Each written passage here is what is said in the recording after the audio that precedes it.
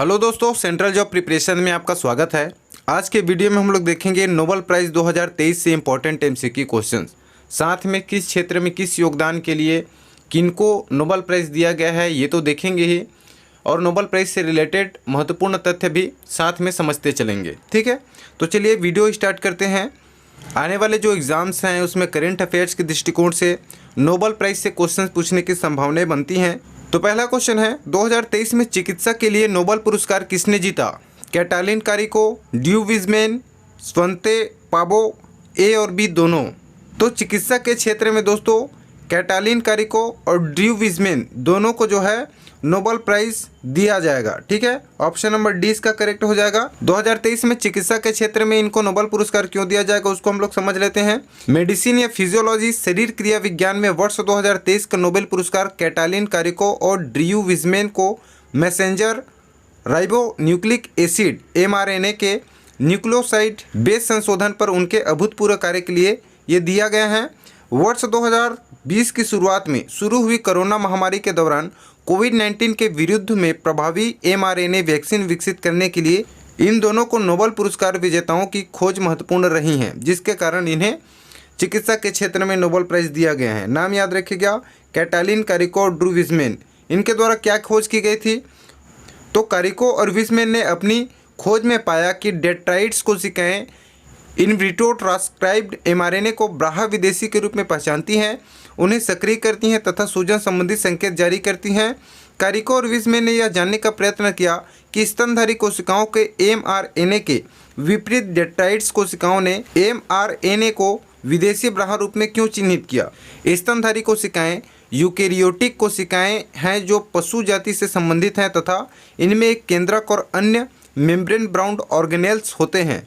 इसने उन्हें यह समझने में मदद की कि mRNA के इन दो प्रकार के गुण निश्चित ही विभिन्न हैं। अब थोड़ा सा नोबेल पुरस्कार के बारे में समझ लेते हैं दोस्तों, उसके बाद आगे की एमसीक्यू क्वेश्चंस देखेंगे। ठीक है, नोबेल प्राइज़ किसकी याद में दिया जाता है दोस्तों? तो अल्फ्रेड नोबेल जो साइंटिस्ट थे उनकी याद में दिया जाता है, जिन्होंने डायनामाइट की आविष्कार किया था। ठीक है, अल्फ्रेड नोबेल डायनामाइट के आविष्कारक के वसीयतनामे के अनुसार स्थापित यह पुरस्कार उन लोगों को दिया जाता है जिन्होंने पूर्ववर्ती वर्ष के दौरान मानव जाति को अधिकतम लाभ प्रदान किया है। पहली बार ये पुरस्कार वर्ष 1901 में दिए गए।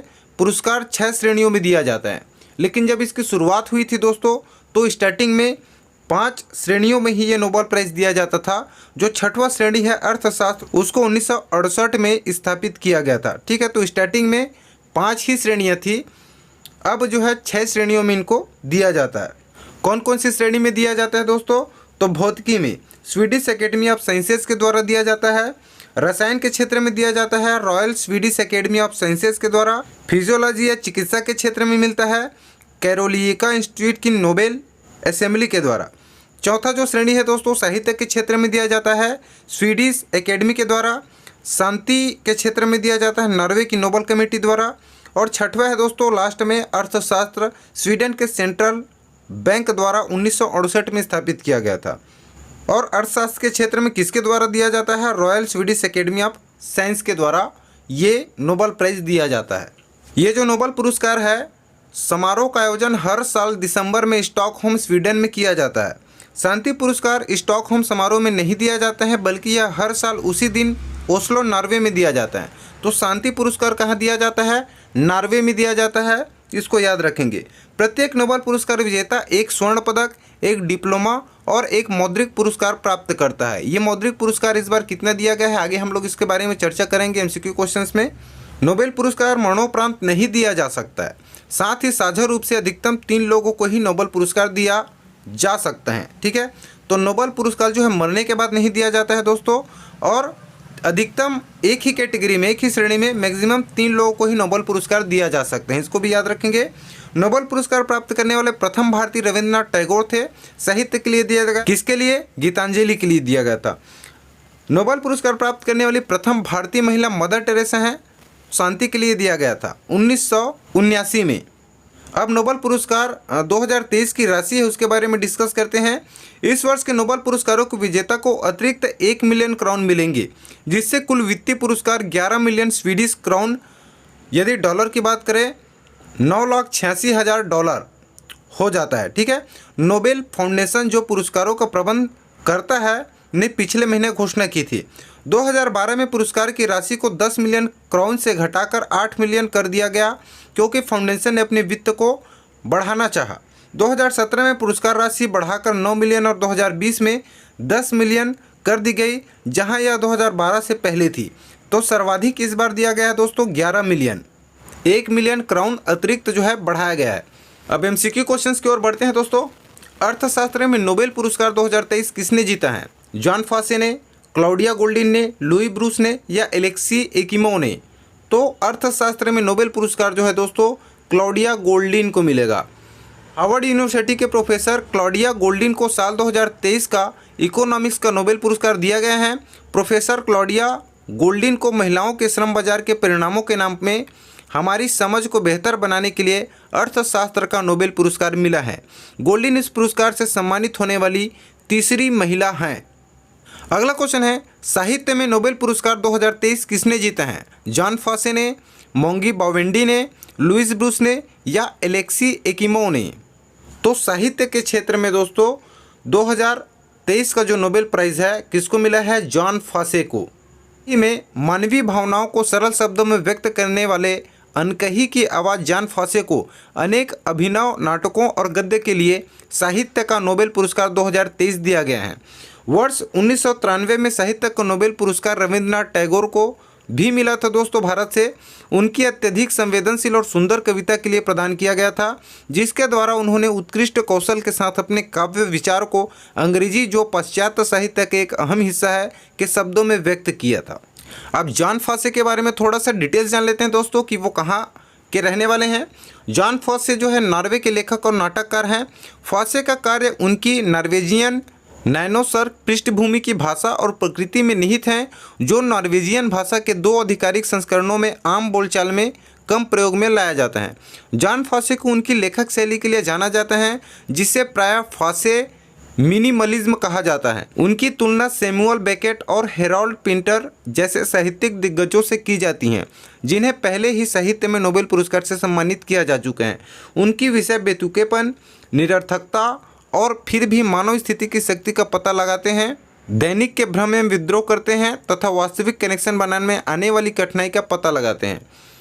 साहित्य के क्षेत्र में और किनको किनको इससे पूर्व दिया जा चुका है दोस्तों नोबेल पुरस्कार, तो थोड़ा सा उसको देख लेते हैं। 2022 में साहित्य का जो पुरस्कार था नोबेल पुरस्कार वो एनी अर्नाक्स को दिया गया था, उस साहस और नैदानिक तीक्ष्णता के लिए जिसके साथ वह व्यक्तिगत स्मृति के जड़ों, अलगाव तथा सामूहिक बाधाओं को उजागर करती हैं। 2021 में अब्दुल रज्जाक गुरनाह को दिया गया था, उपनिवेशवाद के प्रभाव और संस्कृतियों तथा महाद्वीपों के खाड़ी देशों में शरणार्थी की स्थिति के प्रति उनके दयालु एवं दृढ़ भावना के लिए। वर्ष 2020 में लुईस ग्लुक को उनकी अचूक काव्यात्मक आवाज़ के लिए, जो गंभीर सुंदरता के साथ व्यक्तिगत अस्तित्व को सार्वभौमिक बनाती हैं। अगला क्वेश्चन है, नरगिस मोहम्मदी ने 2023 को नोबेल शांति पुरस्कार जीता, वह किस देश से हैं? सऊदी अरब, जॉर्डन, इराक या ईरान? तो इसका जो करेक्ट आंसर है दोस्तों नरगिस मोहम्मदी कहाँ की हैं? तो वो ईरान की हैं। ठीक है, अब इसके बारे में थोड़ा डिटेल जाते हैं। ईरान की मानवाधिकार कार्यकर्ता नरगिस मोहम्मदी को साल 2023 के लिए शांति का नोबेल पुरस्कार दिया गया है। नरगिस ईरानी महिलाओं के लिए ईरान की सरकार से जोरदार लड़ाई लड़ रही हैं और इस समय जेल में हैं। उन्होंने अब तक 31 साल जेल में बिताए हैं, उन्हें कोड़े भी मारे गए हैं। ईरान की मानवाधिकार कार्यकर्ता नरगिस मोहम्मदी को नोबेल शांति पुरस्कार से सम्मानित किया गया है। उन्होंने ईरान में मानवाधिकार को बढ़ावा दिया और सभी के लिए स्वतंत्रता का समर्थन किया है। नोबेल कमेटी ने कहा कि नरगिस को इसके लिए निजी कीमत चुकानी पड़ी और जेल में बंद है। अगला क्वेश्चन है, 2023 में भौतिकी के लिए नोबेल पुरस्कार किसने जीता? पीरे एगोस्टिनी ने, फेरेंक क्रॉस ने, एनियल हुइलियर ने या उपरोक्त सभी ने? तो इसका जो करेक्ट आंसर दोस्तों उपरोक्त सभी ने, इन तीनों को जो है नोबेल प्राइज़ मिला है भौतिकी का। भौतिकी के लिए वर्ष 2023 का नोबेल पुरस्कार 3 प्रतिष्ठित वैज्ञानिकों को दिया गया है, पीरे एगोस्टिनी, फेरेंक क्रॉस और एनियल हुइलियर। प्रायोगिक भौतिकी के क्षेत्र में इनके अभूतपूर्व कार्य में एटोसेकेंड पल्स के विकास को जन्म दिया है, जिससे वैज्ञानिकों को पदार्थ के भीतर इलेक्ट्रॉनों की तीव्र गतिशीलता का सीधे निरीक्षण और अध्ययन करने में मदद मिली है। अगला क्वेश्चन है, 2023 में रसायन के लिए नोबेल पुरस्कार किसने जीता? मोंगी बावेंडी, लुइस ब्रूस, एलेक्सी एगिमो या उपरोक्त सभी?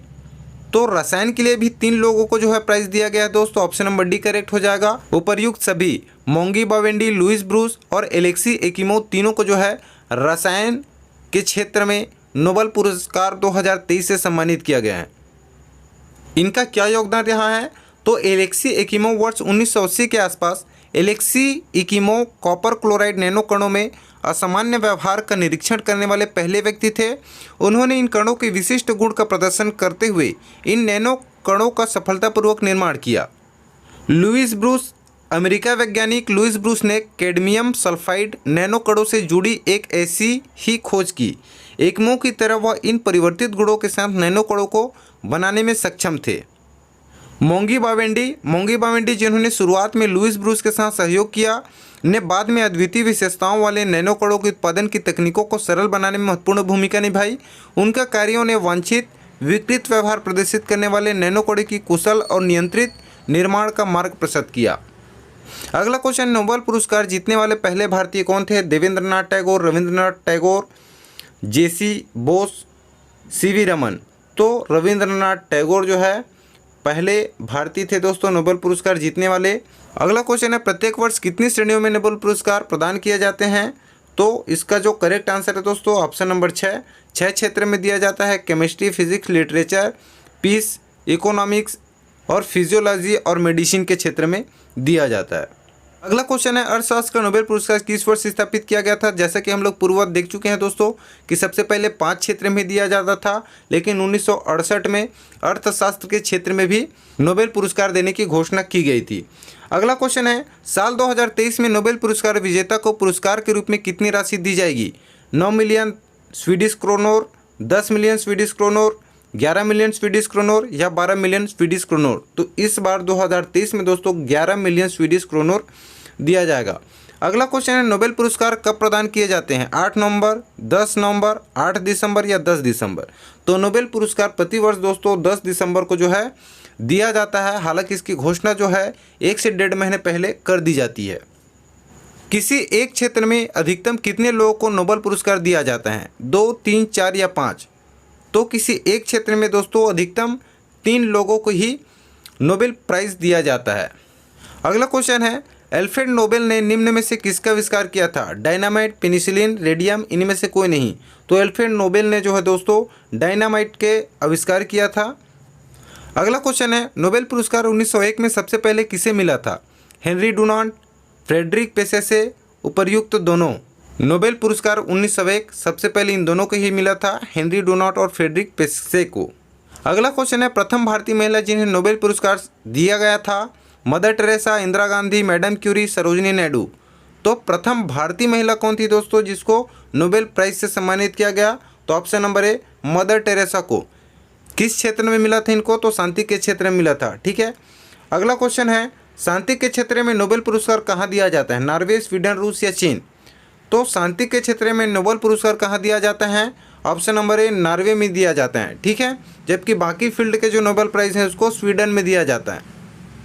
तो आज की वीडियो में इतनी है दोस्तों। मेरे द्वारा दी गई जानकारी आपको अच्छी लगी होगी। इस प्रकार की वीडियोस पाते हैं तो चैनल को जरूर सब्सक्राइब कर लीजिएगा। मिलते हैं अगले वीडियो में, तब तक के लिए धन्यवाद।